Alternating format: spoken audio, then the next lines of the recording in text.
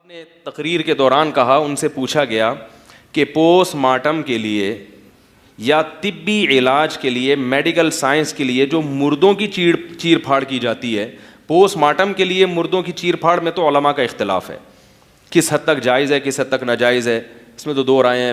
بہت سے علماء، دارالعلوم کرنگی کے علماء کہتے ہیں کہ اگر پوسٹ مارٹم بہت زیادہ میت کو بگاڑ نہ دیا جائے، اتنے محدود پیمانے پر ہو اور اس سے قاتل کا پتہ چلانا ممکن ہو تو پھر جائز ہے۔ یہ دارالعلوم کرنگی کے علماء کا فتویٰ ہے۔ اس لیے کہ بعض لوگ یہ کہتے ہیں کہ علماء پوسٹ مارٹم کو بالکل حرام سمجھتے ہیں۔ یہ لوگ الزام بھی علماء پہ خود ہی لگاتے ہیں کلپ بنا کے، اور پھر طنز بھی خود ہی۔ ان کو بیچاروں کو یہ تک نہیں پتا کہ علماء کی اس بارے میں رائے ہے کیا۔ پوسٹ مارٹم کے ذریعے اگر قاتل کا پتہ چلانا ممکن ہے اور پوسٹ مارٹم میں میت کی ایسی کی تیسی نہیں ہو رہی، تو بہت سے علماء اس کی گنجائش دیتے ہیں، لیکن فوری طور پر اسی ٹائم پہ کر لیا جائے۔ اور میڈیکل سائنس کا علم سیکھنے کے لیے مردوں کی چیر پھاڑ کی علماء اجازت بولو بھائی نہیں۔ اس لیے کہ کسی کو لوگ کہتے ہیں بھائی جان بچانے کے لیے تو سب کچھ ٹھیک ہے، بندہ بھی مار سکتے ہو اپنی جان بچانے کے لیے۔ یاد رکھو علماء یہ کہتے ہیں کہ جان بچانے کے لیے تو قتل کرنا بھی جائز ہے، سور کھانا بھی جائز ہے، جان بچانے کا طریقہ سیکھنے کے لیے یہ چیزیں جائز۔ میڈیکل سائنس میں جب ہم علم حاصل کر رہے ہوتے ہیں تو جان بچا نہیں رہے ہوتے، بچانے کے طریقے سیکھ رہے ہوتے ہیں۔ سیکھنے کے لیے نہیں کہ آپ سور بھی کھا لیں اور کہ بھائی دیکھو اگر میں جنگل میں بھوکا رہ گیا کسی دن تو تھوڑی سی سور کی پریکٹس ہونی چاہیے، تاکہ ایک اچانک ہی آ جائے گا تو میں تو سور کھایا نہیں جائے گا، اس کی اجازت تھوڑی ہوگی، ایسے تو دروازہ کھل جائے گا۔ عملی طور پر کسی کی جان بچانا ایک الگ چیز ہے، اور میڈیکل سائنس میں علم حاصل کرنے کے لیے جان بچانے کا طریقہ سیکھا جا رہا ہے، بچائی نہیں جا رہی، اس میں آپ کو حرام کی اجازت، کیونکہ اسلام کی ایک باؤنڈری ہے، لیکن موصوف نے کھلے عام فتویٰ دیا۔ اور پھر بعض لوگ یہ بھی کہتے ہیں کہ یہ چونکہ لاوارث لاشوں کے ساتھ کیا جاتا ہے اس لیے جائز ہے۔ اسلام میں کوئی بھی لاش لاوارث۔ ایک صاحب میرے سے بحث کرنے لگے، یہ مولویوں نے دین کو مشکل ہم کیسے ترقی کریں گے اگر ہم مردوں پہ چیر پھاڑ نہیں کریں گے۔ میں نے کہا انسان کی جو باڈی ہے نا، بالکل اس جیسا تو کوئی جانور نہیں ہے، لیکن اس باڈی کے جو مختلف فنکشن ہیں، مختلف پارٹس ہیں، وہ پارٹس آپ کو مختلف جانوروں میں، جیسے نظام ہاضمہ مینڈک کا بالکل انسان جیسا ہے، ٹھیک ہے نا، تو نظام ہاضمہ سمجھنے کے لیے مینڈک کا، یا اور بہت سے جانور ہیں جن کو آپریشن کیا جا سکتا ہے۔ کڈنی کا مطالعہ کرنے کے لیے دوسرے بہت سے ایسے جانور ہوں گے جن کی، کیونکہ حدیث میں آتا ہے ما انزل اللہ من داء الا انزل لہ شفاء، ہر بیماری کا اللہ نے علاج پیدا کیا۔ یہ جانور تو ہمارے لیے پیدا کیے ہیں۔ کتنی میڈیکل سائنس میں دوائیں ایسی ہیں جو جانوروں کے عمل کو دیکھ کر ایجاد کی گئی ہیں کہ اس بیماری میں جانور کیا کرتا ہے۔ ریچھ کو میں نے خود ڈاکومنٹری دیکھی، ریچھ کے پیٹ میں درد ہے، وہ گیا جا کے ایک جڑی بوٹی نکال کے کھانے لگا، ڈاکٹر کھڑا ہے ڈاکومنٹری بنا رہا ہے، اس نے کہا کہ جب یہ جڑی بوٹی اس نے کھائی ہے، اس سے ڈاکٹروں کو پتا چلا کہ پیٹ کے درد میں اس جڑی بوٹی میں اللہ نے کیا رکھا ہے، شفا۔ بہت سی دوائیں ایسی ہیں۔ تو چونکہ گورے تو کسی مذہب کو مانتے نہیں ہیں نا، وہ تو آزاد ہیں، وہ کہنے کوئی بات نہیں، وسیم کو لے آوے، سلیم کی لاش کو لے آپ، گردے پھاڑے چانپے۔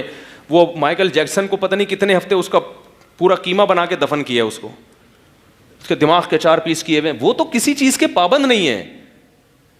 ہمیں تو میت کی بھی تعظیم کا حکم ہے، اور جب جانوروں سے یہ کام ہو سکتا ہے تو میت کو کیوں بھیٹ چڑھاؤ؟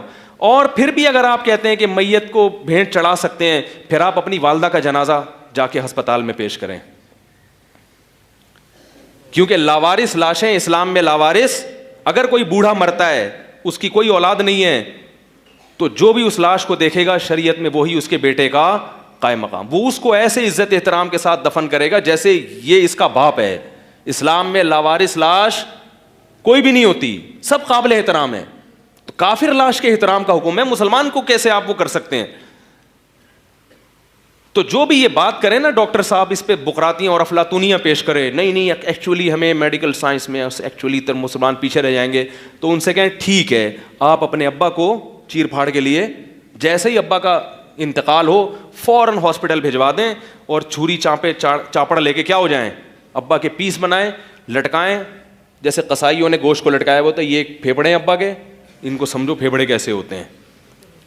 جیسے آپ کے لیے میں نے کہا نا کہ آپ اپنی ماں کو ماں کی لاش دیں, ایک دم آپ جوش میں آ جاؤ گے, تو یاد رکھو کوئی بھی عورت دنیا سے جاتی ہے وہ بھی کسی کی ماں ہے, اگر نہیں ہے تو وہ سب کی ماں ہے, وہ سب کی بہن ہے, وہ سب کی بیٹی ہے.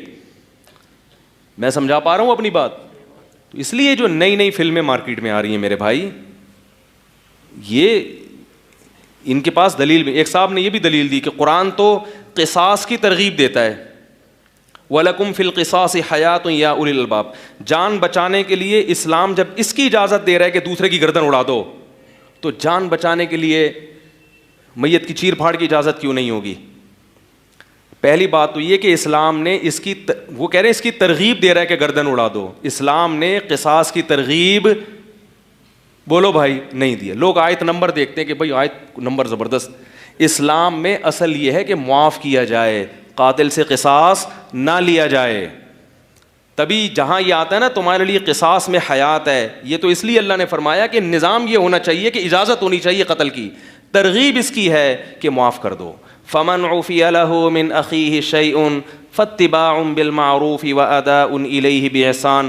فرمایا جس قاتل کو مقتول کے ورثہ کی طرف سے معاف کر دیا جائے تو دیت لینے میں احسان سے کام لو.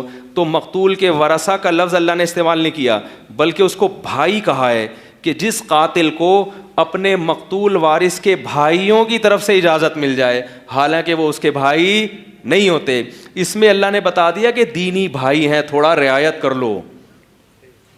اگرچہ اس قاتل نے تمہارے بھائی کو, باپ کو, بیوی کو, بیٹے کو قتل کر دیا, اب اس کو سزا ملنی چاہیے, ہم اجازت دے رہے ہیں گردن اڑوا دو اس کی, لیکن ہے تمہارا دینی بولو بھائی, انسانیت کے رشتے سے, بلکہ اس میں ذمی بھی داخل ہے, غیر مسلم بھی داخل ہے. قرآن کہہ رہے اپنے بھائی کو کیا کرو, انسانیت میں تمہارا کیا ہی ہے. اگرچہ اس نے قتل کر کے جرم کیا لیکن اس جرم کی سزا دیت کی شکل میں, پیسے لے لو, کیونکہ تمہارا نقصان ہوا اس کی تلافی پیسوں سے کر لو, کیونکہ وہ مقتول تو اب زندہ بولو نا بھائی, اور مقتول خود قیامت میں انتقام لے لے گا.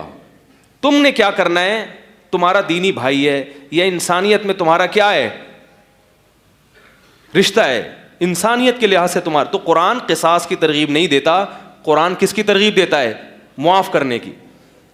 یہی وجہ ہے کہ جہاں بھی سعودی عرب میں یا کہیں بھی جہاں قصاص کا قانون ہے, مقتول کے ورثہ کو آخر دم تک کوشش کی جاتی ہے معافی پر اکسانے کی, اور یہ حکومتی سطح پہ کام کیا جاتا ہے. کئی بار ایسا سعودی عرب میں ہوا ہے کہ وہ تلوار لے کے جلاد کھڑا ہے معاف کرنے کے لیے, گردن اڑانے کے لیے, اور حکومتی اہلکار اور جا کے قاتل کے اولیاء اس کو سمجھا رہے ہوتے ہیں بھائی چھوڑ دے. علماء جاتے ہیں باقاعدہ اس کو معاف کرنے کی ترغیب پر کیا کرتے ہیں, بیان. کیونکہ قرآن کس کی ترغیب دے رہا ہے, معاف کر دو.